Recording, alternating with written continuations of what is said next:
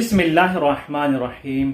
मुहर्रमुल हराम, मुहर्रम का महीना अमन का महीना है, सलामती का महीना है, मुहतरम महीना है, जिसके लिए कुरान में बयान किया गया है ये महीना मुहतरम महीना है। इस महीने में जंग को जिदाल और क़िताल हराम है। तो जैसे मुहर्रम का आगाज होता है, हम देखते हैं अंजुमन साजी, अंजुमन बाजी शुरू हो जाती हैं। अंजुमन साजी अच्छा है, किसी चीज को, किसी भी प्रोग्राम को अच्छा बनाने के लिए एक टीम को बनाया जाता है ताकि वो प्रोग्राम अच्छी तरीके से अंजाम दिया जा सके। अंजुमन साजी बहुत अच्छी चीज है कौम को मंजिल कमाल तक पहुंचाने के लिए। लेकिन जो ये लफ्ज बाजी है, अंजुमन बाजी, जैसे मुहर्रम का आगाज होता है तो वाकईन अंजुमन बाजी नजर आती है।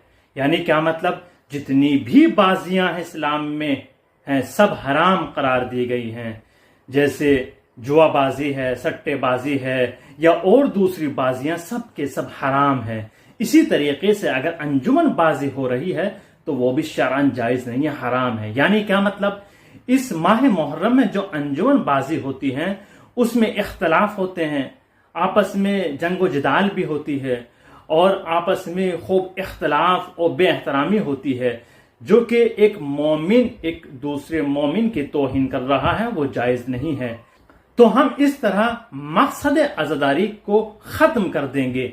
अगर अंजुमन बाजी रहेगी तो फिर मकसद इमाम हुसैन अलैहिस्सलाम खत्म हो जाएगा। और इसी तरह अक्सरियत, अक्सर गांव हो, कस्बे हो, शहर हो, आप देख सकते हैं अंजुमन बाजी नजर आने लगी हैं। और जहां जहां अंजुमन बाजी नजर आती हैं वो मकसद इमाम हुसैन अलैहिस्सलाम को खत्म कर देते हैं। इमाम हुसैन अलैहिस्सलाम का पैगाम ये था, अमन और अमान और सलामती, इसीलिए तो क़याम किया था। अगर आप इख्तलाफ बर्पा कर रहे हैं तो ऐसी अंजुमन साजी और ऐसी अज़ादारी बर्पा करने से कोई फायदा नहीं है, आप बंद कर दीजिए। अगर आप अज़ादारी में फितना फसाद फैला रहे हैं तो ऐसी अज़ादारी को आप बंद कर दें, उसका कोई फायदा नहीं है। लेकिन अंजुमन साजी करने के बाद अच्छे तरीके से मंजिल कमाल पर मकसद इमाम हुसैन अलैहिस्सलाम को मद्देनजर रखते हुए अंजाम दे रहे हैं तो वो बेहतर है। अगर ऐसा नहीं हो तो वो अबस है, कोई फायदा नहीं है, वक्त जाया कर रहे हैं। इस वीडियो को शेयर करें और सब्सक्राइब जरूर कीजिएगा।